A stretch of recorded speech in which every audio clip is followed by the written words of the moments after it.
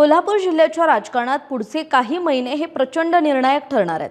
महानगरपालिका निवडणूक पार पडली आणि जिल्हा परिषद निवडणूक आता अंतिम टप्प्यात आली आहे आणि यानंतर सहकार क्षेत्रातील सत्तेचा महासंग्राम म्हणजेच गोकुळची निवडणूक।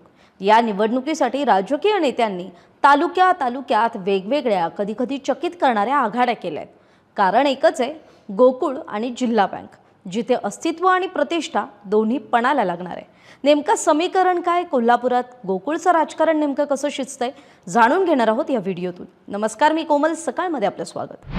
कोल्हापूर महानगरपालिका निवडणुकीनंतर आता जिल्हा परिषद निवडणूक निर्णायक टप्प्यात आली आहे। या निवडणुकीत गोकुळ दूध संघ आणि जिल्हा बँकेचे भविष्यातील राजकारण डोळ्यासमोर ठेवून सर्वच प्रमुख नेत्यांनी रणनीती आखली आहे। जिल्हा परिषद निवडणुकीसाठी 7 फेब्रुवारीला मतदान तर 9 फेब्रुवारीला मतमोजणी होणार आहे। यानंतर स्थानिक स्वराज्य संस्थांच्या निवडणुकातून प्रशासन काहीसं मोकळं होईल आणि मग तिथून पुढे सहकारातील सर्वात मोठी निवडणूक म्हणजेच गोकुळची निवडणूक जाहीर होण्याची शक्यता आहे। प्रशासकीय पातळीवर त्यासाठीची तयारी सुरू झाली आहे।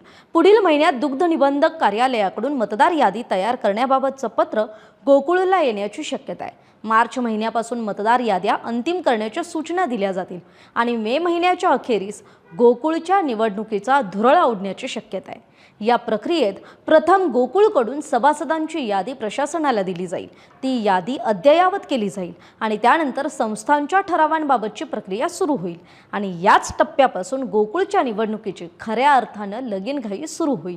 या निवडणुकीत यंदा मोठा बदल पाहायला मिळणार आहे। आधी गोकुळचे 21 संचालक असायचे, यावेळी मात्र 25 संचालक असणार आहेत।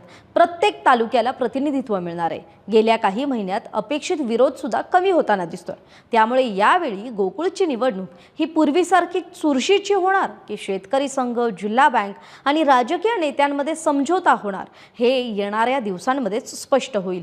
आपल्याला याविषयी काय वाटतंय, आपली मतं कमेंट करून जरूर कळवा। महाराष्ट्रातील सर्व बातम्यांचे विश्वासार्ह व्यासपीठ,